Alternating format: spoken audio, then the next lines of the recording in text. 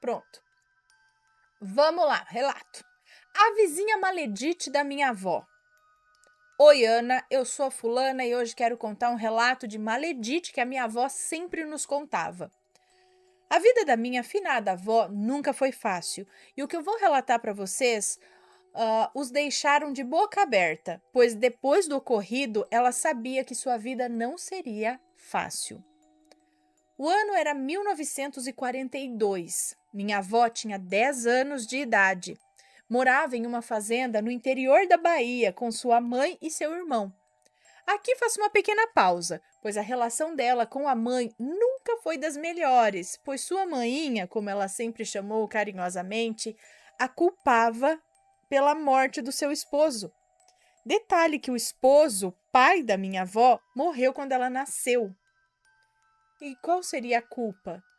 Enfim, ela deve entender. Hoje, meio que eu entendo que ela pode ter tido uma depressão pós-parto, pela morte do esposo, algo assim. Mas antigamente eu tinha muita raiva da minha bisa por ter judiado tanto da minha avó, pois sempre a maltratava, batia nela com um reio de cavalo por nada. Quando ela fez 16 anos, minha bisa vendeu a minha avó para um viúvo com 6 filhos. Tipo, coisas horríveis para uma criança ter vivido, né? Mas vamos ao relato. Minha avó tinha apenas 10 anos, de idade, e lá na Bahia eles fazem muitas rendas. Como as mãozinhas da minha avó eram pequenas, ela que rendava e sua mãe vendia na feira na cidade. Junto com os produtos, ela que rendava e sua mãe vendia na feira da cidade junto com os produtos produzidos na fazenda. Outro detalhe é que se minha bisa achasse alguma sujeirinha na renda, coitada da minha avó, já sabia que ia apanhar. Então ela sempre foi muito cuidadosa por medo. Minha avó me contava que elas tinham uma vizinha de fazenda que achava lindas as rendas que a minha avó fazia. Um belo dia, minha bisa tinha saído para lida na fazenda e essa vizinha chegou. Queria porque queria pôr as mãos na renda para sentir. E minha avó, no medo, disse que não, que ela não poderia tocar. Para que ela disse isso, Ana? Ela estava com medo, acho que de sujar e depois ela apanhar, alguma coisa assim, né? Mas para que ela disse isso? A vizinha foi embora com raiva. E depois desse dia, minha avó caiu de cama e começou a definhar. E acredite, os dias se passaram e já estavam preparando missa para ela, pois nada a curava. O médico não encontrava o que poderia ser. Ela foi secando, nada, não conseguia comer nada. Quando um belo dia passa uma carroça com um senhor todo de branco e fala: "É aqui que tem uma menina doente?" E a minha bisa disse: "É sim, quem é o senhor?" E ele respondeu: "Fui enviado para salvar essa pobre menina." Ele desceu, entrou na casa e foi diretamente para o quarto onde a minha avó se encontrava. Minha avó conta que ela já estava com roupas brancas, pois todos já estavam esperando a sua morte. Aquele senhor se aproximou, fez uma oração e passou as mãos em seus cabelos e disse: "Pobrezinha, quem fez isso foi na pura maldade."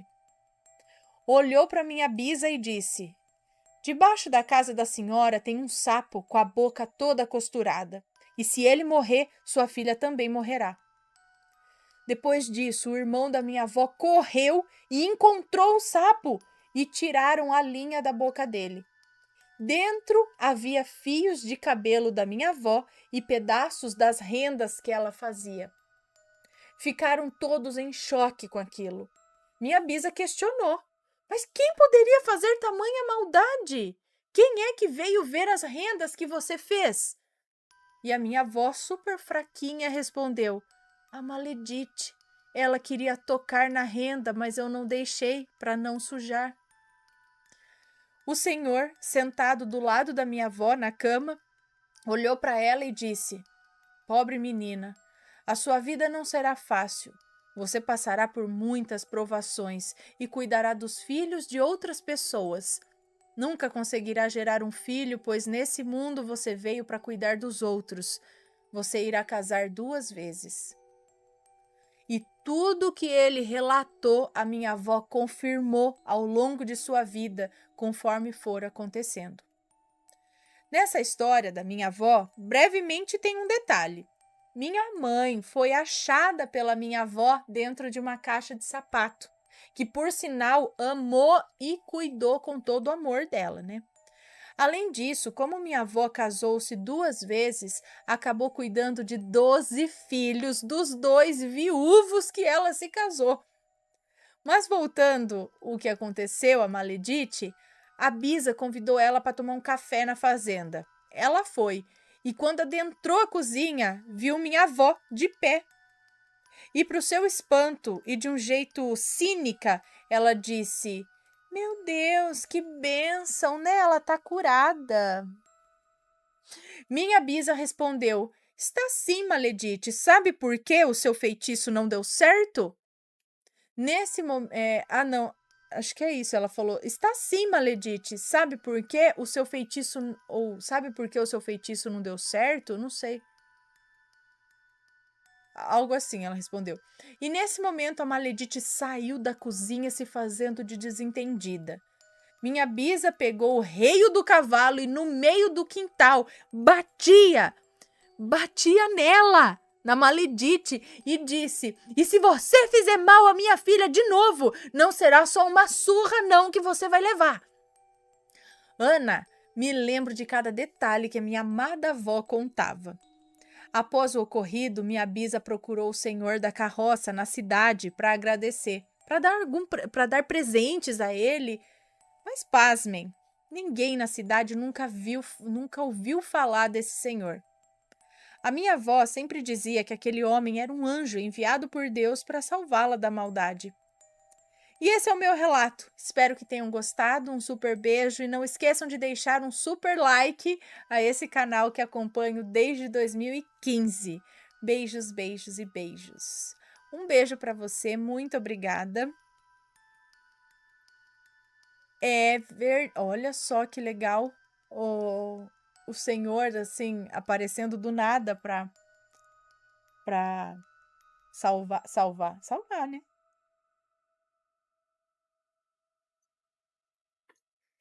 Mas que coisa, por nada, por uma besteira, super besteira, a outra vai lá e vai matar a menina.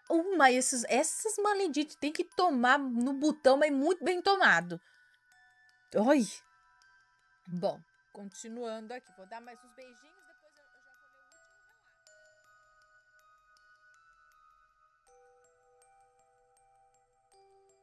Pizza em família, porque faz muito tempo que pediu e de repente eu achei sem querer. Preâmbulo.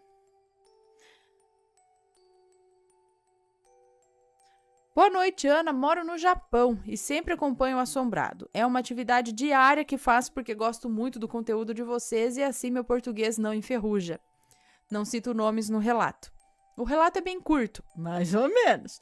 Por isso, após ele, conto brevemente o background sobrenatural de minha família. Que descobri depois de adulto, compilando informações que ouvia de intrometido dos adultos. O episódio ocorreu quando eu era um jovem e estava servindo o tiro de guerra de minha pequena cidade no interior de Minas Gerais em 2009. Agora o relato. Pizza em família. Após chegar de uma atividade de treinamento exaustiva que durou o dia todo, por volta das 7 horas da noite de um domingo, tomei um banho, me troquei, me tranquei no quarto e dormi. Eu me lembro que levantei do nada e ainda sonolento e cambaleando, fui até a copa e vi os 3, meus pais e minha irmã comendo pizza. Perguntei do que era a pizza, mas ninguém me respondeu. Então, voltei para o meu quarto e só acordei no dia seguinte, bem cedo, para ir para o tiro de guerra de novo. Quando eu me levantei, minha mãe estava fazendo café na cozinha, abri a geladeira e perguntei para ela: "Cadê a pizza? Não sobrou nada?" Ela, assustada, tentou disfarçar e perguntou: "De que pizza você está falando?" E eu respondi: "Uai, ontem eu vi vocês 3 comendo uma pizza na mesa, não é?" Até falei com vocês alguma coisa? Não guardaram nem um pedaço para mim? Minha mãe disse: Não, senhor. O senhorzinho estava enfurnado nesse quarto desde ontem. Não saiu nem quando eu bati na porta para tentar te acordar. No fim das contas, ela me disse que os 3 comeram a pizza toda.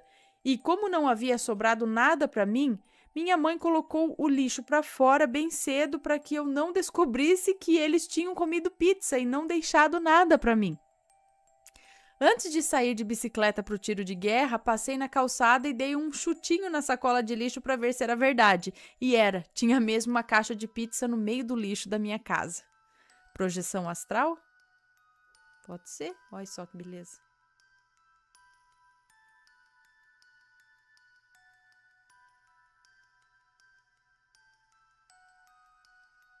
Vou começar, então vamos lá.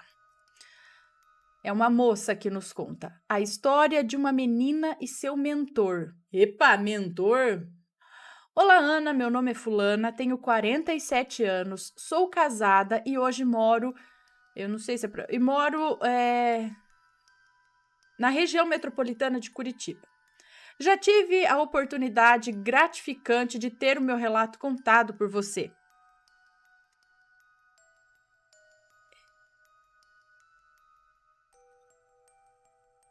Já tive a oportunidade gratificante de ter meu relato contado por você, onde falei de uma rua de outra dimensão, onde falei de uma vila militar com a casa que eu chamava de Castelo do Coronel, e fui parar em uma rua espelhada, como você tão bem descreveu. Me senti muito respeitada por você na forma como leu meu relato, e um pouco confusa com os comentários de alguns sobre a analogia com o filme Coraline, que por sinal até então ainda não tinha visto. Agora que assisti Coraline, posso dizer que gostei muito, mas não entendi a comparação. Ou então não soube me expressar muito bem no relato enviado. Essa é a minha história. Que Coraline, por exemplo, quando ela vai para esse outro... Spoilers, pessoal. Quem não quiser spoilers, vou falar agora do filme Coraline. Tampe os ouvidos, cante lá, lá, lá, lá, lá. É que no filme Coraline, quando ela vai para outra dimensão, ela chega na mesma casa onde ela está, só que é o mesmo lugar, só que está mais bonito, e ela encontra outros pais, uma outra mãe, um outro pai, são os pais, mas não são, entendeu? São os pais de uma outra dimensão, mas não são. Então, é que no seu relato você dizia que tinha lá também uma outra casa e lá também estavam os seus pais, só que eram seus pais de outra dimensão. Então, acho que essa foi a relação aí com Coraline. Mas vamos lá. Essa é a minha história. Essa é a minha história com o meu mentor. Espero que consiga prender a atenção de vocês. Vamos lá. No começo, minha vida real e minha vida espiritual. Espero que seja um bom mentor. Na minha época, grande parte da sociedade era composta por católicos praticantes. Sendo assim, qualquer evento espiritual era visto como sendo de pessoas loucas ou, na melhor das hipóteses, possuída pelo demônio. Nesses casos, pelo menos poderiam ser realizadas rezas, promessas ou exorcismos. Coloco a minha vida espiritual em 3 fases.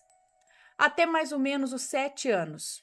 Eu brincava com um amigo invisível e era normal. Dos 7 anos até os 21 anos, mais ou menos, eu vi algumas coisas. Tinha o meu amigo, que se tornou meu mentor, e entendia o que e o porquê dos acontecimentos na vida das pessoas. O meu mentor, que para mim era um anjo, amigo ou tio, sempre me mostrava onde estava o aprendizado. Aprendizados estes que condiziam com a minha idade. Porém, nessa etapa, não falava nada para as pessoas. A partir dos 21 anos. Aí comecei a falar para algumas pessoas e a minha família o que acontecia comigo. Foi um processo lento que me veio depois de muito conflito espiritual. Demônio ou mentor? Depois de muito estudo e atendimento psicológico que eu procurei quando eu poderia pagar e ninguém da família ficaria sabendo. Bem, pelo menos no início. Essas seriam as minhas 3 fases. Com o tempo, acabei conseguindo perceber os medos, inseguranças, vaidades que se escondiam por trás de toda discussão, sendo elas na minha vida particular ou profissional. E isso me ajudou muito para lidar com os conflitos meus e das pessoas ao meu redor. Eu pude perceber que na raiz de tudo mesmo, está o medo. As pessoas chegavam para desabafar e enquanto elas contavam as suas histórias, eu conseguia imaginá-las na minha cabeça e percebia o que realmente estava acontecendo ali. A raiva, a mágoa, o medo das pessoas envolvidas. No final, tentava aconselhar da melhor maneira. Preciso fazer um adendo que a minha vida era normal, tá? Brinquei muito de casinha, pique-esconde, queimada, rouba-bandeira, salada de fruta. Quem é da época vai entender. Bater campainha e sair correndo, cabra cega, ou cobra cega. Namorei, sempre tive amigos reais também. Me formei, trabalhei anos em banco e empresas de grande porte na área financeira. Eu tive uma carreira de muita realização, crescimento e respeito. E isso em um meio predominantemente masculino. Ou seja, era muito racional e fazia da minha carreira uma forma de ficar com o pé no chão. Senão acho que eu iria parar com os 2 pés no mundo imaginário. Ficar doida de vez. O quê? O quê? Amor? Descobri com o tempo e muitas leituras, pesquisas e estudos que sou o que eles chamam de empática. Uma pessoa que consegue com determinada facilidade se colocar no lugar da pessoa ou entrar no mundo dela. Durante um tempo em BH, trabalhei com um psicólogo famoso e, junto com os clientes e devidamente autorizado por eles, participava das sessões e conseguíamos abreviar o tratamento, pois, como ele mesmo dizia, quando eu começava a falar, como ele mesmo dizia, quando eu começava a falar, acho que você deveria ir por este caminho, ou dizia, não sei explicar, mas quando o cliente comentou tal assunto, eu senti que era muito importante analisarmos isto, pois iríamos encontrar muitas respostas e poder ajudá-lo. Bom, nessa hora ele sabia que era o caminho a ser seguido e eliminava várias tentativas. Quando estávamos a sós, revendo alguma situação e eu me levantava, ele dizia, lá vem ela caminhar de um lado para o outro. E eu ficava fascinada e as coisas vinham na minha mente como o desenrolar de uma história e as peças do problema se encaixavam. Era fascinante. Acho que era meio que o momento eureka para mim. Claro que tinha vezes em que eu estava completamente errada e o psicólogo me corrigia. Ele era muito rigoroso, mente aberta, mas rigoroso. Aprendi muito com esse psicólogo e com esses clientes. Na verdade, sempre tinha a sensação que era muito mais ajudada do que eles. E era muito grata à espiritualidade por isso. Cheguei a pensar em fazer faculdade de psicologia. Eu já sou formada em outra área. Mas na época, esse psicólogo disse que, do ponto de vista dele, não deveria. Pois aqui no Brasil, na época, a área de psicologia era muito voltada para a linha de Freud e eu provavelmente iria me decepcionar, ou pior, iria seguir um aprendizado acadêmico e teria que deixar totalmente o meu lado intuitivo morrer. Ele comentou que ele só foi relativamente livre para pensar por ter estudado e morado muito tempo no exterior, em alguns países, tendo a oportunidade de conviver com culturas diferentes. Comentava que para ele o fascinante era eu ser totalmente desvinculada de conceitos, nomes e categorias onde poderia classificar o paciente. Eu era livre para ver e sentir as situações. Claro que ele me passou muito conhecimento acadêmico. Afinal, como ele dizia, menina, você não vai sair nunca do período do porquê de uma criança? E depois me ensinava alguma coisa nova. Depois de um tempo, seguimos caminhos diferentes e até hoje guardo ele com muito carinho no meu coração. Sempre digo que ele foi um dos meus mentores aqui na Terra, mais querido. Contei essa fase da minha vida para vocês terem o conhecimento que a vida espiritual sempre foi uma constante em minha vida e que sempre a tratei com muita seriedade e carinho. Minha vida em família e minha educação. Venho de uma família grande, tios e tias. Por parte de mãe, tenho 18 tios, sendo a minha mãe a mais velha, todos vivos. Por parte de pai, tenho 22 tios, sendo meu pai o mais novo. Ou seja, a família do meu pai é bem mais velha e muito respeitada na cidade onde ele nasceu, onde ele cresceu. Sempre gostei de sentar com os mais velhos para escutar suas conversas ao pé de uma fogueira, entre aspas. Escutar suas histórias de assombrações até sair água dos olhos. Isso mesmo que eu disse. Não era chorar, era sair água no olho. É uma coisa diferente, eu não sei explicar. Passava boa parte observando as pessoas e como elas viviam. Via a diferença nas idades, nas classes sociais, nas empregadas de minha mãe e no meu dia a dia e de minhas amiguinhas, nas professoras e nas cidades. O meu pai era sempre transferido por causa do trabalho. Às vezes eu ficava triste com essas diferenças e às vezes eu achava fascinante. A minha família é a típica família mineira tradicional com 3 filhos. Com isso, quero dizer, o homem é o provedor, a mulher o alicerce da casa, o filho mais velho o exemplo para as 2 irmãs mais novas. Cada um desempenhava muito bem o seu papel, até que a minha irmã mais nova se tornou a ovelha negra. O que também não poderia faltar em uma família tradicional, né? Sendo assim, ela quebrou todo o protocolo, o que por sinal acabou amadurecendo a todos. Brinco com ela que ela é um remédio amargo, mas que é o mais eficiente na nossa família. Eu e meus irmãos fomos criados para sermos responsáveis, trabalhadores e honestos.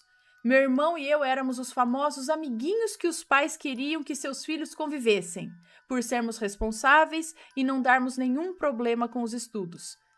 Falo eu e meu irmão porque a diferença de idade entre nós é de 1 ano e a minha irmã mais nova é de 7 anos. Ou seja, ela veio bem depois. Mesmo tendo uma condição financeira muito boa, não tínhamos tudo na mão. Sempre ganhávamos os presentes que pedíamos, porém nas datas e momentos corretos. Mesmo que nossos amiguinhos ganhassem na hora que eles quisessem, em casa este argumento não funcionava. Era a famosa frase: a vida não vai dar tudo na hora que vocês quiserem e sem nenhum merecimento ou esforço. Meu pai sempre conversou conosco, eu e meu irmão, como adultos, e falava que nossos amiguinhos eram as nossas visitas em casa, assim como os deles, e que éramos responsáveis pelo bem-estar deles. E olha que lembro perfeitamente dele me pondo no colo e explicando as coisas. Então, papais de plantão, seus filhos, mesmo com 5 anos de idade, já entendem muito bem o que lhe ensinam, ok? Somos plenamente capazes de começarmos a aprender nossos limites. Limites estes que devem ser passados pelos pais. Pois quando pequenos, somos como uma folha em branco. Aceitamos tudo, aprendemos de tudo e nos sentimos capazes de qualquer travessura. Se fizéssemos alguma coisa errada, mas era a primeira vez, ele nos ensinava e explicava por que estava errado e não batia. Se já havia explicado, ele nos chamava e sabíamos que iríamos receber um corretivo, mas sempre perguntando primeiro se sabíamos por que estávamos apanhando. Ele nos corrigia com chinelo e no bumbum, que era um lugar que ele sabia que não iria nos machucar, só ia doer um pouco. E podem acreditar que não temos nenhum trauma psicológico por causa destes famosos corretivos. Apesar de ser rigoroso, meu pai era muito querido por todos e brincava com a gente também. Só estou enfatizando este lado dele para que vocês possam ter uma visão de como foi a minha criação e dos valores que eu aprendi. Amo meu pai e a minha mãe. Tive o privilégio de receber uma educação rigorosa.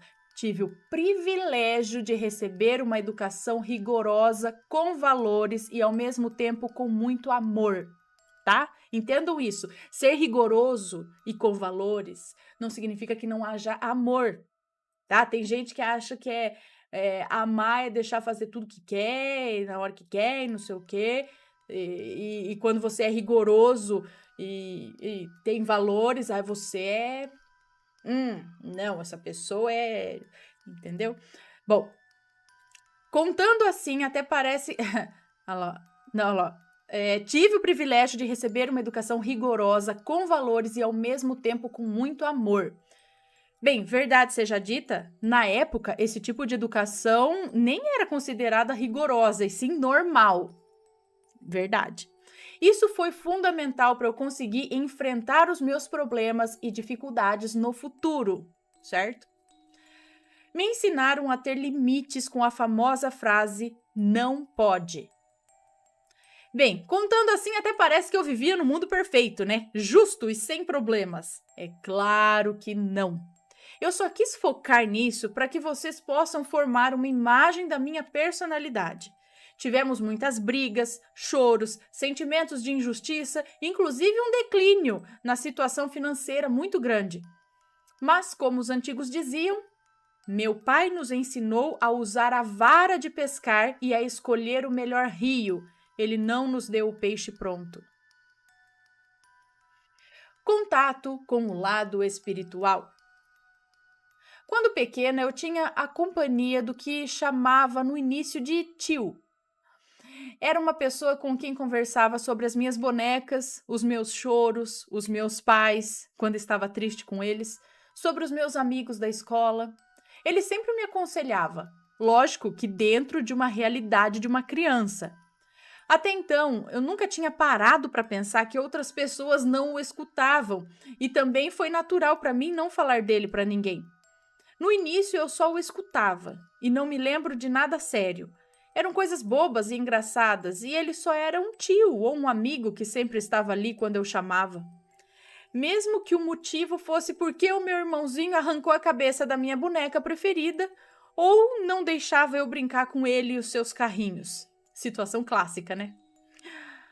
Quando adolescente, ele participou mais ativamente. Me aconselhava muito com os namorados, com os namoros, e já até falei para minha mãe que grande parte da rebeldia de adolescente, ela teve a sorte de não passar comigo, porque sempre tinha alguém no meu ouvido pedindo para me acalmar e mostrando a situação por outro ângulo. Mal sabia eu que já era para ir aprendendo a ver o lado das pessoas por trás de uma situação de conflito. Mas é claro que algumas vezes eu me rebelava e não queria nem saber. Lembro quando começou os conflitos para mim com relação ao meu amigo ou tio invisível, como eu gostava de falar para mim mesma. Com a influência na forma de pensar da Igreja Católica, eu já não sabia se era um amigo ou um demônio que me acompanhava. Foi uma fase muito difícil, pois era tudo confuso. Por um lado, ele só me ajudou. Só dava conselhos bons que me dizia para ter calma. Por outro lado, a igreja o transformava em um demônio malicioso, esperto e que estava só vestido de cordeiro, mas que na verdade ele estava me desviando de quem realmente era o único caminho, Jesus. Até que chegou o dia em que contei toda a história para minha mãe. Eu tinha mais ou menos 22 anos. Tentei contar tudo o que lembrava, desde pequena. Ela escutou com atenção e vi que ficou preocupada também. No final, ela me deu a sua opinião. Bem, filha, então faça o seguinte. Vá à igreja e senta em frente ao Santíssimo. Comece a rezar pedindo proteção e chame este seu amigo para se apresentar frente ao Santíssimo. E chame este seu amigo para se apresentar frente ao Altíssimo. Se ele for do bem, você o ouvirá e passará para você uma paz na casa de Deus. Eu pensei muito, pois estava com medo, na dúvida. Depois de um tempo, acho que 1 ou 2 meses depois, eu fui em uma igreja, no momento que não havia quase ninguém. Fui para a capela onde ficava o Santíssimo, me ajoelhei e comecei a rezar, sendo que ao mesmo tempo estava com medo de ofender o meu amigo com tal teste. Foi quando senti ele ao meu lado e devagar comecei a vê-lo com mais nitidez, não totalmente, mas dava para ver seu cabelo preto, sua roupa clara e um sorriso que nunca vou conseguir descrever em palavras. Ele disse: "Oi, fulana, estou aqui, estou com você. Não pense em momento algum que você está me ofendendo quando duvida de algo. Sua mãe está correta. Se eu sou do bem, por que me sentiria ofendido na casa do pai? E te digo mais, duvide. Duvide sempre e teste sempre, pois do lado espiritual é muito fácil enganar vocês." Tá rodando? Tá. Tá travado? Bom, duvide sempre e teste sempre, pois do lado espiritual é muito fácil enganar vocês. Não porque temos poderes ou somos melhores e mais evoluídos, mas sim porque, como você sabe, entre vocês prevalecem os sentimentos do medo, da dúvida, da vaidade e outros. Sendo assim, vocês se permitem serem facilmente manipulados, enganados e usados para algo desagradável. Bem, quando fui passar o final de semana em casa, relatei tudo para minha mãe. Eu morava em BH e os meus pais no interior. A resposta dela? Agora eu não sei de mais nada. Como que eu vou lidar com isso dentro da minha crença e da minha igreja? Depois disso, muitos fatos ocorreram. A minha mãe tentou ir para o lado da parapsicologia dentro da igreja, procurando uma resposta. Mas com o tempo, tanto eu como ela fomos aprendendo com a vida espiritual. Hoje nós duas conseguimos conversar perfeitamente sobre a espiritualidade. Ela na visão católica, mas com grande abertura. E eu com as vozes. Depois passei a escutar outras também. E o meu mentor. Durante um tempo atendi pessoas, as ajudando com seus problemas. Fiz vários cursos, entre eles Doin, Reiki, acupuntura voltada para a área de psicologia. Foram 3 anos de curso e outros ao longo do tempo. Me identifiquei muito com a medicina chinesa e sua filosofia. Hoje, moro em São José dos Pinhais e estou em uma área completamente diferente, mas sempre com pessoas me procurando. Adoro e faço o que posso para ajudá-las. Minha mesa no trabalho sempre foi aquela que tem alguém conversando. Mas, Ana, já vou dizendo, não sou perfeita. Olha que milagre! Não agrado a todos. Que coisa, né? Tenho personalidade forte e sou perfeccionista, o que é um saco para quem convive comigo. Dos meus superiores, o que escuto é que quando erro, quero sempre... Dos meus superiores, o que escuto é que quando erro, quero sempre estar explicando. E às vezes falam: "Fulana, por favor, apenas aceite que errou e vá consertar, ok?" E saio de mansinho. Bem, Ana, essa foi uma das muitas histórias com o mundo espiritual. Eu tenho várias, sendo elas engraçadas, sérias, tristes ou confusas, mas já me acostumei com elas. Elas são partes da minha vida. Meu principal objetivo ao contar essa história foi para ajudar qualquer pessoa que possa estar se sentindo diferente, sozinha ou sem saber se está do lado do bem ou do mal. Essa é uma situação de conflito muito ruim, pois as pessoas te colocam em um pedestal que você não quer e diz sempre que é humana e com defeitos como todos.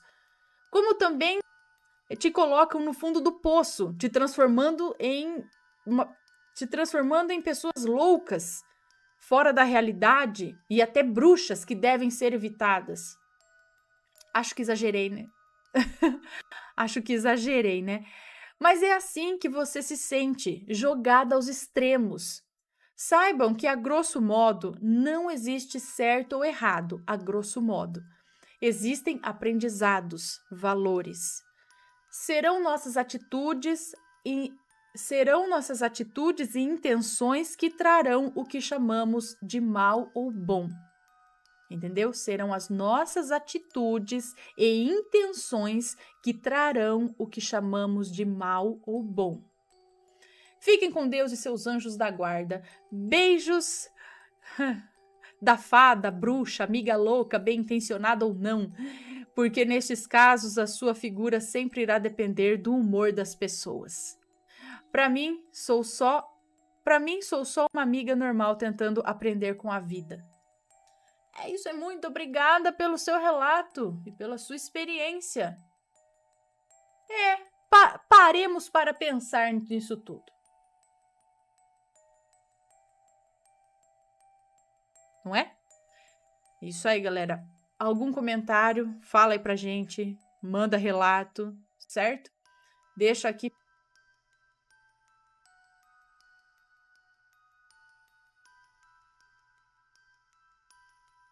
Espírito faminto? Olá, Ana, tudo bem? Me chamo Fulana, moro no estado da Bahia e tenho 22 anos. Essa é minha primeira vez enviando um relato. Tenho alguns relatos, alguns que foram contados por minha mãe e outros por minha falecida avó. Relatos que são bem interessantes até, mas eu vou contar um que me aconteceu recentemente. Desde que fiquei desempregada, adquiri o hábito de dormir tarde, lá pelas 2, 3 da manhã, às vezes até 5 da manhã. Durante a madrugada, eu levanto algumas vezes, seja para comer algo ou ir ao banheiro. Nossa casa é pequena. Minha mãe tem o sono leve e dorme com a porta encostada, nunca fechada. Na noite do acontecido, eu fui dormir mais cedo, por volta das 11 da manhã, por volta das 11 da noite ou 1 da manhã, entre 11 e 1 da manhã, por aí. Cansada, eu dormi de modo que não acordei durante a noite. Levantei apenas no outro dia pela manhã, mais ou menos às 10 horas da manhã. Minha mãe, com pena, não me acordou antes para tomar café. Quando me levantei, ela perguntou se eu não estava com fome e me disse que não me acordou, pois sabia que eu tinha ido dormir tarde. Confusa, eu respondi dizendo que não, que eu fui dormir um pouco mais cedo que o de costume, já que eu estava cansada. Desconfiada, ela disse que tinha certeza de que era eu, pois ainda havia respondido a ela. Meu irmão deita mais cedo e naquela noite havia dormido antes de mim, não poderia ter sido ele. Arrepiada, ela me contou que de madrugada escutou passos pela casa e o som da geladeira sendo aberta.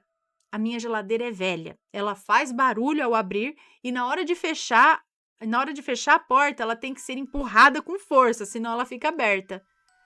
Então ela ouviu esses barulhos da cama dela mesmo.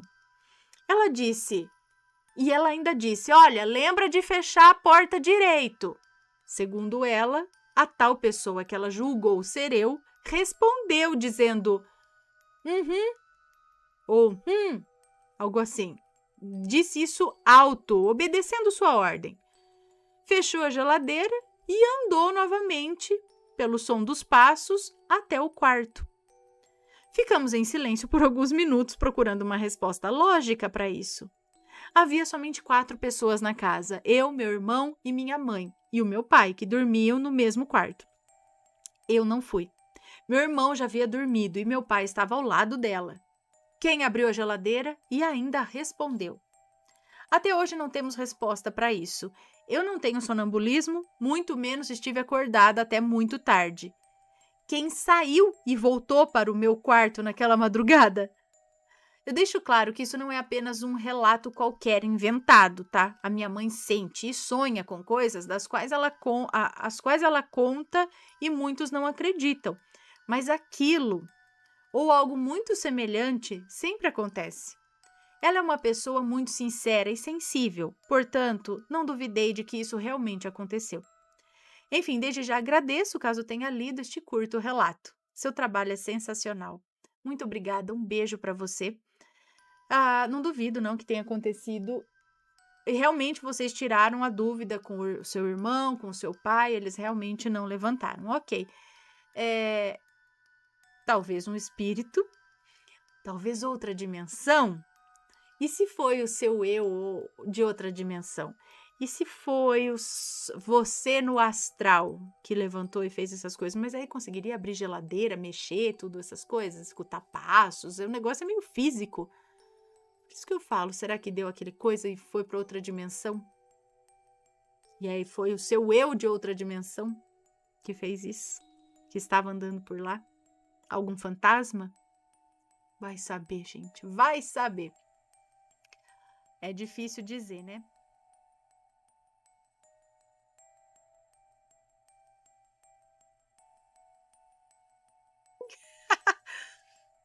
Vamos lá. Meu filho chorou em meu ventre. Vamos ver. Olá, Ana, Matheus e Assombrado. Já quero deixar claro que os nomes citados já estão trocados. Ok. Quando eu tinha 17 anos, eu engravidei do meu primeiro filho. Eu morava com os meus pais e a minha gravidez foi muito tranquila. Toda manhã eu tomava meu café cedo e ia para um programa do governo que tinha na minha cidade. Quando eu estava no 7º mês de gestação, mais ou menos, eu acordei cedo, como de costume, e fui preparar o meu café. Meus pais, como sempre, saíram bem cedo, então estava só eu em casa, me preparando para encher minha barriga. Foi quando ouvi um choro. Ana do céu! Aquele choro vinha de dentro da minha barriga. Nunca tinha ouvido falar que bebê chorava na barriga. Eu fiquei apavorada, fui em todos os quartos, pensei que poderia ter alguma criança em algum dos quartos da casa. Entrei em todos, mas nada. Aí eu comecei a ficar apavorada, de medo assim, pois o choro era alto. Observação: na minha rua não tinha nenhum recém-nascido. Aí eu fiquei com tanto medo que eu nem tomei meu café. Saí de casa o mais rápido que pude. Chegando na casa da dona Nina, que era a avó da minha amiga Jamile, a dona Nina olhou para mim e disse: "O que foi, menina, que você tá tão pálida? Parece que viu um fantasma?" Aí eu resolvi contar tudo. Ela escutou tudo com muita atenção e depois me falou que eu não estava ficando louca, não, que isso realmente aconteceu e que a criança nasceria no dia do meu aniversário.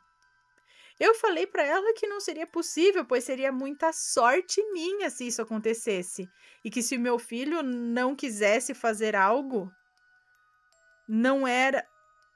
Acho que ela disse também que se meu filho não quisesse fazer algo, não era para eu obrigá-lo a fazer, pois ele viria com o dom de prever coisas. Ana do céu, não é que o meu filho nasceu no dia do meu aniversário? E é um filho maravilhoso. O meu presente de aniversário enviado por Deus. Ana, desculpe qualquer erro, estou digitando pelo celular. Beijos a todos os assombrados, bebês e pets. Mas como assim? Espera aí. Bebê não chora no ventre. Talvez o lado espiritual aí da coisa, né? Você tenha escutado aí alguma coisa, mas tem alguma superstição, alguma crença de que se você ouve o seu bebê chorar na barriga, significa que ele vai nascer no dia do seu aniversário, que ele vai ter o dom de prever coisas, é isso? Alguém aí já ouviu? Bom, você deve ter escutado esse choro no ambiente da sua casa e como não tinha de onde vir, não tinha criança por perto, nada, você deduziu que era o seu bebê, né? Da barriga, mas não que ele tá chorando na barriga, você escutou ali ao redor. É isso? Mas aí a mulher falou com tanta precisão de que, então, você não tá louca, não, você ouviu. Então tem esse lance dessa crença de que se você ouve o seu filho chorar, não sei, quem souber, deixa aqui escrito.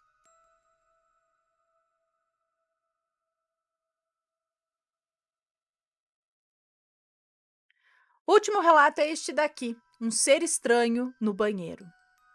Justo no banheiro? Olá, Ana e assombrados! Sou seguidor do seu canal há muito tempo e gosto muito do seu conteúdo. Muito obrigada. Só hoje tomei coragem de contar o meu relato que me aconteceu quando eu era mais jovem.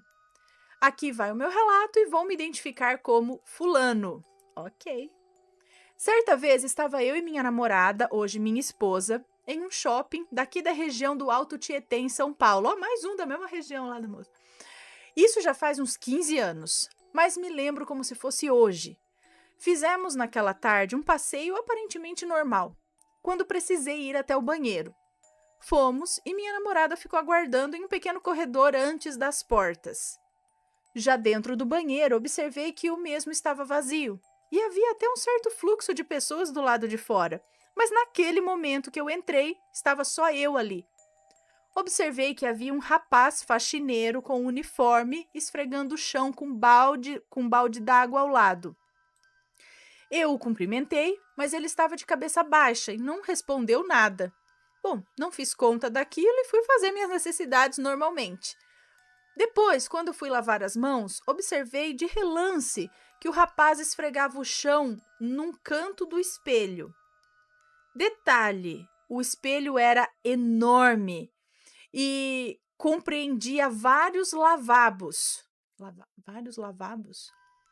Ana, eu abaixei a cabeça por um segundo para mexer na torneira e escutei um forte barulho atrás de mim, o que me fez também olhar de volta muito rápido. Quando percebi que o rapaz já estava do outro lado, no outro canto do espelho e do banheiro, atrás de mim.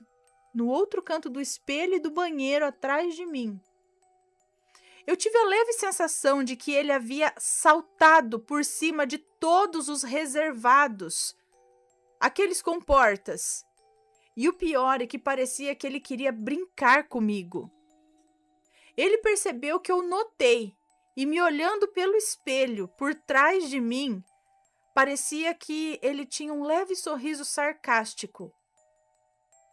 Na hora eu congelei, mas eu me controlei, para não dar a entender que eu estava com medo.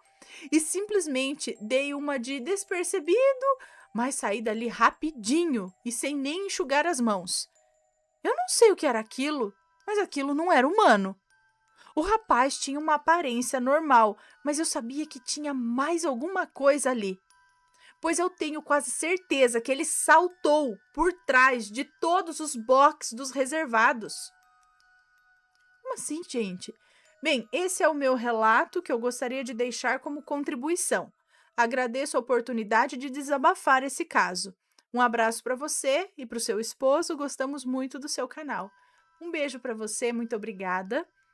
Então, peraí, esse cara tava, tipo, deixa eu entender. Vamos dizer que aqui fica ali uma porta de um banheiro, outra, as várias portas dos banheiros. Esse rapaz estava limpando aqui. E aí, um segundo que o cara baixou para abrir a torneira, ele escutou um pá, um barulhão, e o cara tava agora aqui. Então, e ainda dando uma risadinha, meio que assim, você acredita que ele, tipo, fez assim, pum, pulou de um canto pro outro, assim, muito rápido. Ele não correu daqui para lá. Ele ou sumiu aqui, apareceu aqui. Foi um baque, daqui ele já tava aqui, em um segundo. Gente, e ele sabia disso porque ele deu aquela risadinha. O cara tava, tipo, querendo te assustar. Mas que é isso, gente? Era dessa dimensão esse rapaz? Ai, meu Deus. Cada coisa. Aconteceu já algo parecido com alguém aí? Conta pra gente, viu? Quero saber.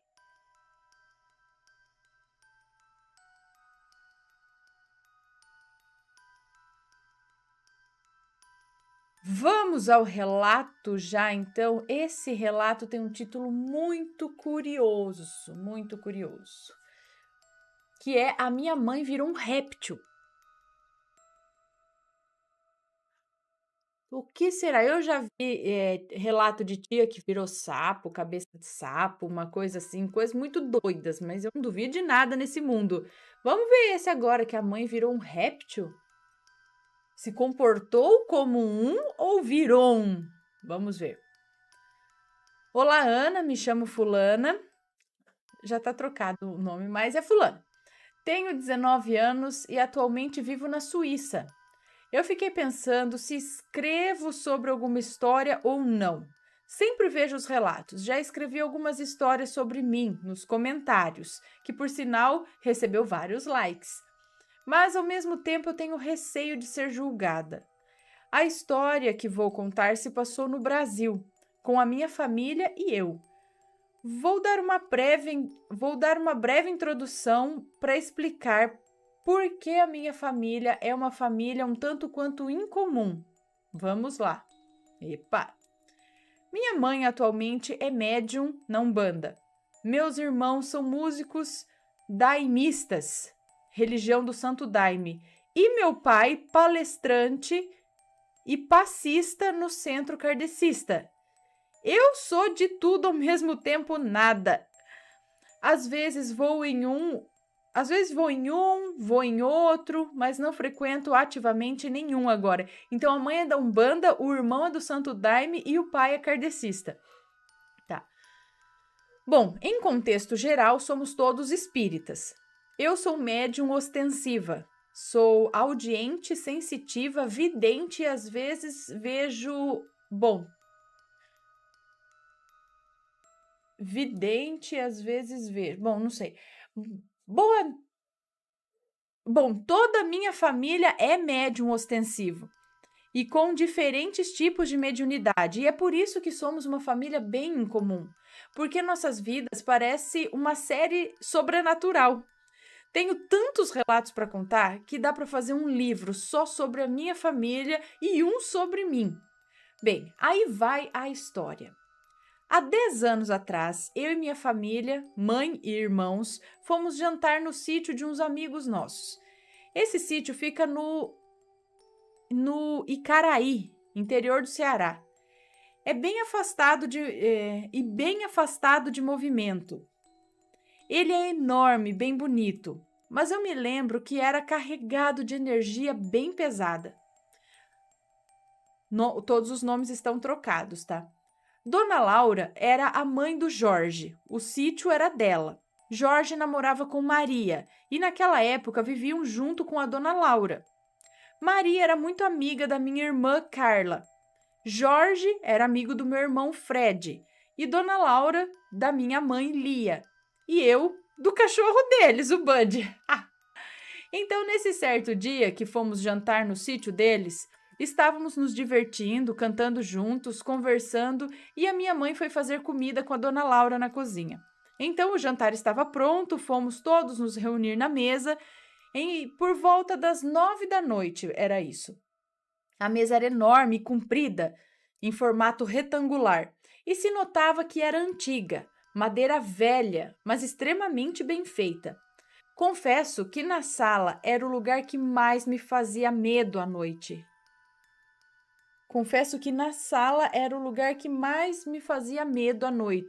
A sala e os quartos. A casa era linda e grande, mas era bem antiga e vazia, pois só vivia 3 pessoas. O eco e o frio reinavam nela. Pois bem, a sala tinha vários quadros antigos e pintura rústica. Na direção do tipo da mesa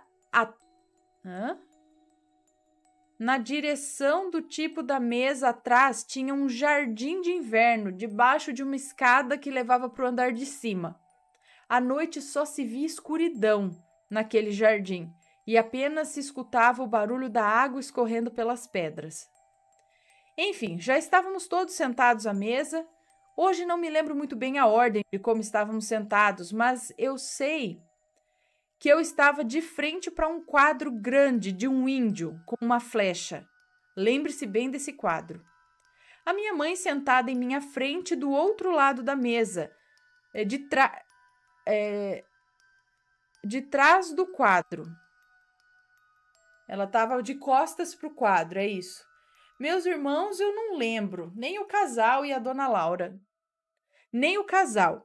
A dona Laura estava no topo da mesa, onde a pessoa fala que é o lugar de quem paga a conta, no lugar de destaque da mesa. Estávamos lá agradecendo o alimento e demos início à ceia. Estávamos todos conversando, Dona Laura contando sobre histórias antigas da família dela e blá, blá, blá, até que eu sou a única da mesa que começo a reparar que alguma coisa estranha estava acontecendo com a minha mãe. Eu olhava para ela, colocando o garfo de comida na boca, como se não estivesse gostando. Ela estava isso, eu olhava para ela colocando o garfo de comida na boca como se não estivesse gostando. Ela estava pálida, quieta, não falava nada. A sua expressão começou a ficar melancólica. Eu, como sempre, muito observadora e sensível, senti e vi claramente que a minha mãe não estava passando bem. Eu me lembro perfeitamente dessa hora, Ana. Eu senti um calafrio muito forte. Cadê? Eu senti um calafrio muito forte, uma pressão no topo da cabeça. E perguntei, mãe, a senhora tá bem? Ela levantou a cabeça e olhou nesse exato momento para minha cara, olhando fixamente nos meus olhos, e mudou a expressão para uma expressão agora raivosa. Ninguém estava prestando atenção, apenas eu. Estavam todos conversando e rindo. Nesse momento, eu desviei o meu olhar dela e olhei para o quadro do índio com a flecha, que estava atrás da minha mãe. Foi questão de segundos, Ana. Me passou tudo em câmera lenta. Passou tudo em câmera lenta para mim. Desde a hora que a minha mãe mudou a expressão dela para raiva, e foi então que vi o índio no quadro, que era enorme, se mexendo. Ele virou a flecha em direção à minha mãe, que estava sentada em frente ao quadro, de costas para ele. E então a minha mãe deu um grito de raiva e um rosnado ao mesmo tempo. Esse índio lançou a flecha. Lançou a flecha em frente. Não. Lançou a flecha e a cadeira que estava com a minha mãe saiu andando para trás com toda a força e rapidez do mundo. O quê? Ele lançou a flecha e a cadeira que a mãe dela estava sentada saiu deslizando para trás com toda a força e rapidez do mundo, como se alguém tivesse puxado a cadeira. Sim, foi uma cena de filme de terror. Imagina, para eu que era criança, já foi uma cena de terror, imagina para mim, né, que era apenas uma criança. Eu sei que comecei a gritar de desespero e a minha família e os amigos se levantaram da mesa para ir atrás da minha mãe, que estava sendo arrastada. Ela continuava sentada na cadeira. A cadeira foi arrastada com ela sentada. Eu achei que, puxou a cadeira, ela caiu no chão. Não, ela estava sendo arrastada, sentada na cadeira, para trás. Logo, a minha irmã pegou a minha mãe. Aí a minha mãe se levantou da cadeira e começou a andar de 4 no chão, muito rápido, em direção ao jardim de inverno, que era escuro e úmido, debaixo da escada. Eu só sabia gritar, porque quando olhei para minha mãe, eu vi que não era mais ela. Era um enorme réptil. Mais especificamente um lagarto com chifres e olhos vermelhos. Ele estava com umas correntes de ferro presas nas patas, e ele rosnava com raiva, fazendo movimentos de que estava preso e sofrendo. Ele tinha enormes patas com unhas grandes e ele começava a arranhar todos que chegassem perto dele. A minha mãe não tinha unhas grandes. Naquele momento, não era só eu que estava vendo isso. Todos já estavam vendo que não era mais a minha mãe, e sim esse animal. Ao mesmo tempo, eu senti compaixão, porque eu via que esse espírito, em forma de bicho, estava sofrendo. Ele estava com raiva porque estava preso, mas estava muito assustado e por isso foi para o jardim de inverno se esconder. Então a minha irmã doutrinou esse espírito, que durou muitos minutos. Nessa hora, eu já tinha saído do ambiente com meu irmão, que me tirou para não ver mais do que eu já tinha visto. Então, eu não sei dizer o que aconteceu nessa doutrinação. Até que ele foi embora e a minha mãe ficou. Eu entrei na sala e vi a minha mãe sentada e a dona Laura dando um copo d'água para ela. A dona Laura estava extremamente nervosa com o que aconteceu e disse que tinha uma coisa para explicar. Ela falou que aquela sala, aquela mesa, amigos dela e do marido falecido se reuniam ali para fazer sessões espíritas e que por isso aquele espírito estava lá. Bom, no final a minha família não acreditou, muito menos a minha mãe, que tinha recebido aquele espírito e sabia que não era um simples obsessor, e sim um espírito bem trevoso, demoníaco. Fomos embora e quando chegamos em casa eu contei para minha família o que eu tinha visto. A minha mãe acreditou. Contei para minha família o que eu tinha visto. A minha mãe acreditou que eu vi o índio se mexendo e flechando ela. Porque ela disse que naquela hora ela estava se sentindo péssima e já não era mais ela. E deu uma vontade de me atacar quando eu perguntei. E nessa hora ela sentiu uma flechada nas costas que fez ela não se levantar da cadeira e que levou ela e a cadeira para trás com força para longe da mesa. Quem fez isso foi o índio. Ele estava protegendo nós todos, porque aquele ser queria usar a minha mãe para pegar a faca que estava em cima da mesa para matar a todos. Minha mãe estava explicando isso. E ainda disse, a dona Laura não fazia simples reuniões espíritas ali, e sim reuniões de magia negra, bruxaria pesada. E aquele espírito estava preso naquela casa por muitos anos, servindo a ela nas suas reuniões. A partir daí, nunca mais fomos naquele sítio e perdemos o contato com a família. De vez em quando, os meus irmãos falam apenas com o casal e a minha mãe também, mas ninguém falou mais com a dona Laura e nem perguntamos a respeito. Desculpa, Ana, pelo relato que ficou enorme, mas eu tentei explicar mais detalhadamente para entender sobre a minha família e sobre o relato. Hoje em dia, sou acostumada com o sobrenatural. Um dia espero contar um relato sobre mim. Tenho vários relatos antigos e atuais. Proteção dos seres de luz para você, sua família e a todos que estão vendo este relato. E que fique a lição. Não confie em todas as pessoas que parecem ser boazinhas. Vocês não sabem a história do passado ou presente dessa pessoa. O mal está em todo lugar. Que a paz de Deus fique com todos nós. Amém. Muito obrigada pelo seu relato. Gente, mas como assim? Veio um espírito, veio nela, ela andou assim, mas a aparência... A aparência, todo mundo viu ali um lagarto? Mudou a aparência, então tinha chifre e correntes nos braços, mas isso foi a visão mediúnica que te fez ver isso ou foi físico? Que coisa!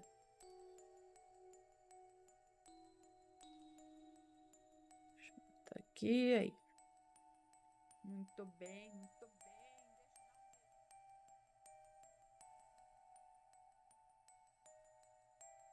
O Homem de Branco em Portugal. Vamos ver. Olá, Ana, meu nome é Fulana, mas pode me chamar do jeito que quiser. Sei que vai ser Fulana e eu vou amar. Eu sou muito sua fã e do canal. Eu assisto o canal há anos e os seus vídeos são a minha companhia diária. Sou muito grata por isso. Amo histórias assombradas e amo seus vídeos. Muito obrigada. Enfim, esse relato não terá nomes. A minha avó me contou essa história e como uma boa fã de histórias assustadoras, eu vim relatar para você, Ana, para todos nós. Obrigada. Esse é o meu primeiro relato, mas eu tenho muitos ainda para contar. Por incrível que pareça, a minha vida é rodeada de pessoas que têm histórias assombradas. E eu tenho esperado um dia livre para mandar alguns deles aí para você, Ana. Ok, agradecemos. Bom, vamos lá.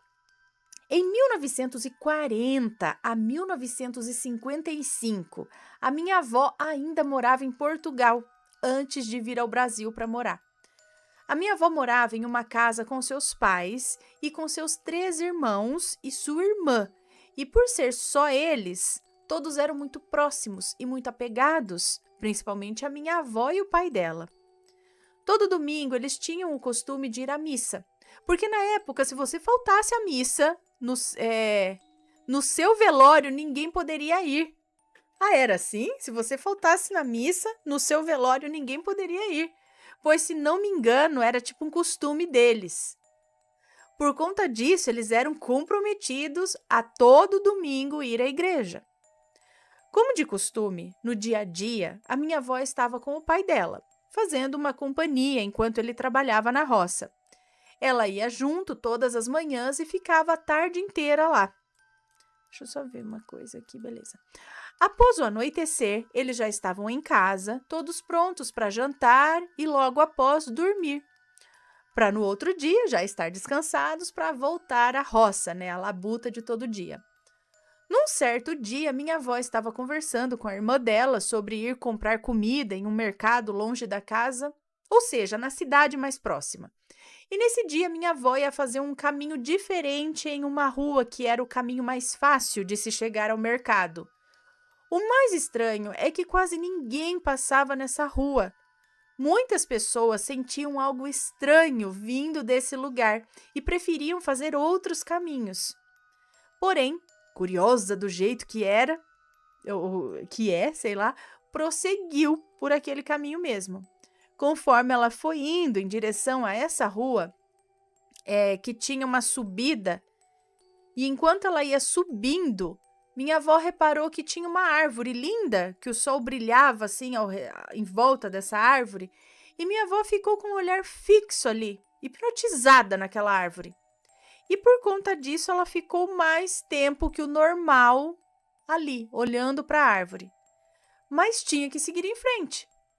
Aí ela foi ao mercado, comprou o que precisava, voltou para casa e contou para a irmã dela que tinha encontrado a árvore mais linda que ela já viu na vida. Logo após esse acontecimento, ela foi à roça, trabalhou com o pai e com os irmãos e voltou para casa, onde estava a mãe e a irmã com a janta pronta para recebê-los como de costume. No dia seguinte, ela resolveu fazer o mesmo caminho, só para ver aquela árvore novamente. E chegando próximo à árvore, ela achou algo estranho, pois ao olhar para a árvore, havia ali um homem. E esse homem não passava uma sensação muito boa para ela, não. Ela olhou para o homem e ficou encarando ele. E o mais estranho é que ele também, desde o momento que ela tinha visto ali,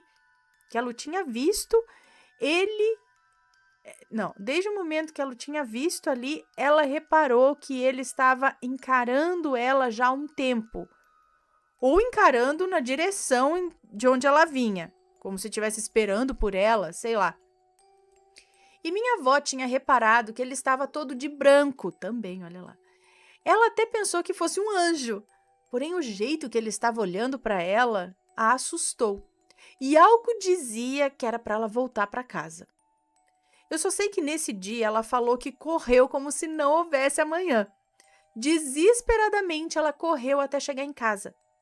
Chegando na casa dela, contou isso ao pai e à irmã. Eles escutaram, acreditaram nela, porém os outros disseram que ela tinha que ir à igreja rezar e confessar ao padre, como se ela tivesse feito algo errado para que visse aquele homem, que no caso não é a verdade, pois a minha avó sempre seguiu tudo que era dito na igreja fielmente, em todos os dias da vida dela até hoje. Após esse dia, ela nunca fez aquele caminho de novo. E também não poderia, porque após um ano, ela veio para o Brasil de navio, junto com o pai, com a mãe e os irmãos. E depois disso, nunca mais viu esse homem, mas já aconteceram várias outras coisas sobrenaturais com ela. Se vocês quiserem, eu conto aqui. Então, esse foi o relato, Ana, espero que tenha gostado. Eu queria agradecer por você ler esse relato, pois sou muito sua fã, amo todos os assombrados. E obrigada por fazer parte dos meus dias e por ter feito esse canal maravilhoso e ter juntado todas essas pessoas que, mesmo a maioria tendo vivido coisas assustadoras, são maravilhosas. Enfim, parabéns pelo canal, Ana, um beijo. Muito obrigada. Um grande beijo para você. E então, o que será que tinha? O que será que era esse homem que, apesar de estar de branco, ela ficou com medo nesse caso, né? Ele encarava ela, tava debaixo daquela árvore. Essas árvores também, gente. Geralmente essas árvores frondosas, bem grandes, bem antigas, parece que é tudo assombrado também, gente. Ou tem uma ali que é mais assombrada. Todo lugar, principalmente de sítio, de coisa mais assim, né? Área rural, que tem a história de uma árvore assombrada. E é mesmo, e é assombrada mesmo. Tem muitas histórias a respeito daquela árvore, sabe? Muitas aparições ali. E ela diz que nesse caminho várias pessoas não se sentiam bem em passar por ali. O que será que aconteceu? E esse homem que ela avistou ali? Por que que aquela árvore chamou tanto a atenção dela? Né? Fica aí a questão.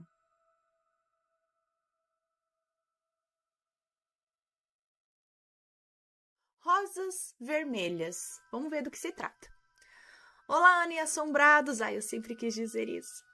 Eu me chamo Fulano, acho, né? Ou é Fulana? Agora não sei, gente. Mas gostaria de ser chamada, é Fulana, mas gostaria de ser chamada pelo nome fictício de. Do nome fictício? Ah, tá bom, né? Gostaria de ser chamada pelo nome fictício de Amora. Sou do Rio Grande do Sul, mas atualmente moro em Santa Catarina. Sou fã do canal desde 2017 e desde então meu sonho é ter um dos meus relatos contados por sua linda voz. Eu que agradeço. PS, desculpa os possíveis erros de português e pontuação, pois estou digitando pelo celular. Pode ler tranquila, caso houver nomes estarão trocados. Combinado. Agora, sim, segue o relato Rosas Vermelhas. Há alguns anos, eu tive um sonho que me marcou muito e foi no mínimo curioso. No sonho, tinha uma linda casa com um jardim enorme e eu estava parada nesse jardim e eu avistava ao longe um bebê que estava sentadinha, uma bebê, né, eu acho, que estava sentadinha numa cadeira e esse bebê era minha filha. E atrás dela eu via um menino de mais ou menos uns 10 anos de idade. Ele era loiro e vestia roupas brancas. Eu, vendo ele atrás da minha filha, fiquei com medo, achando que ele poderia fazer algum mal a ela. Foi então que ele fez sinal com as mãos, me chamando. Daí, então, eu percebi que, na realidade, ele queria falar comigo. Então, fui até ele, que me pegou pela mão e foi me levando. Fui com ele em um lugar que parecia ser o céu. Daí ele me deixou lá, nesse lugar, e sumiu. E eu fiquei caminhando por ali, admirando o lugar, que apesar de parecer muito com uma cidade normal, com casas, árvores e lagos, era tudo muito lindo, sabe? Foi então que eu avistei uma casa de cor amarela. Ela era muito grande e bonita, parecia uma igreja. Ela tinha degraus na entrada e eu me sentei nesses degraus. Foi quando eu vi à minha esquerda um homem vindo em minha direção. Ele estava bem vestido, usava roupas pretas, estava de sobretudo e de coturno nos pés. Ele tinha os cabelos pelos ombros e se aproximou de mim, se agachando na minha frente. Era o homem mais lindo que eu já vi. Seus olhos eram cor de mel. Nós conversamos, mas eu não lembro do que falávamos. Foi quando eu percebi a presença de algumas crianças na calçada, brincando de pular corda. E então saiu de dentro dessa casa, que eu estava sentada nos degraus, uma senhora que parecia com uma freira. Ela passou reto por mim e foi até as crianças. Ela levava nas mãos pratos de comida. Ela deu a comida para essas crianças e disse que já estava na hora do jantar. Disse para elas pararem de brincar. Ela falou com um jeito meio ríspido com as crianças, sabe?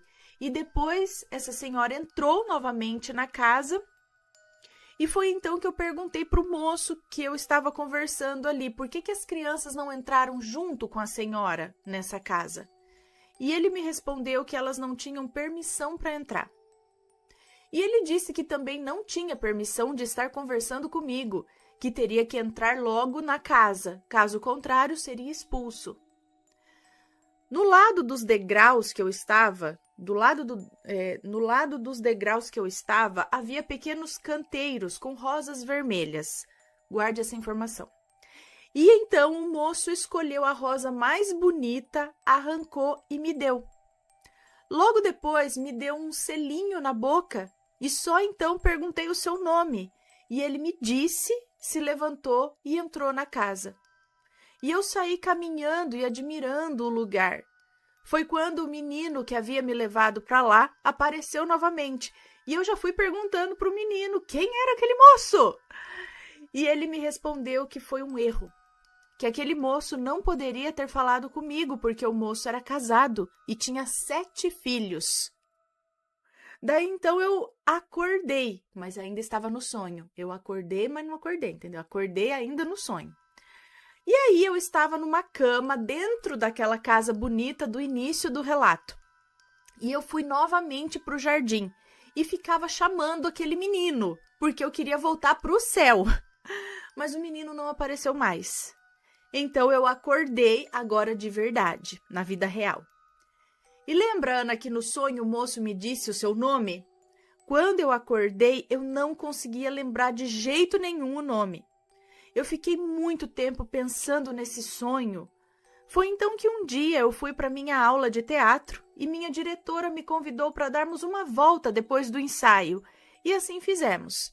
Foi quando contei para ela desse sonho.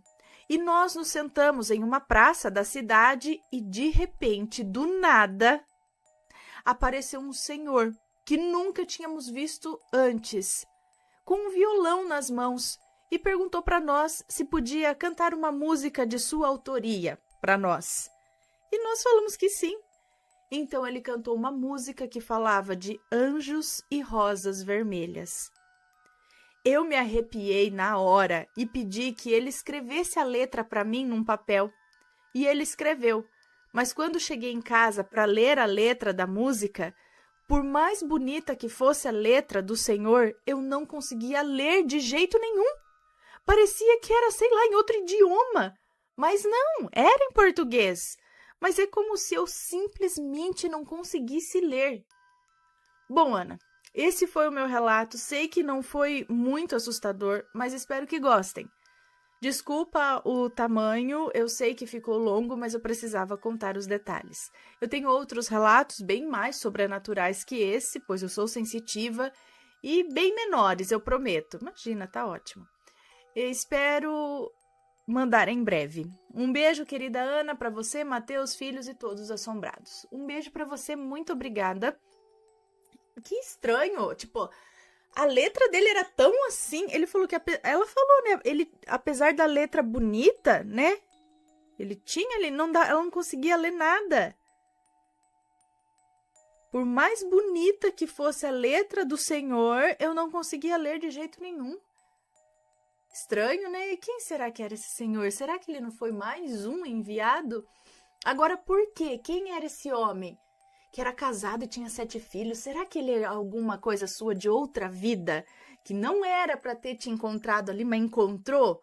E essa criança, essa menina que lá em cima, ou sei lá onde, né? Era sua filha. E esse homem que tinha 7 filhos, será que era alguém do passado, assim, mas passado outra vida? Interessante, hein?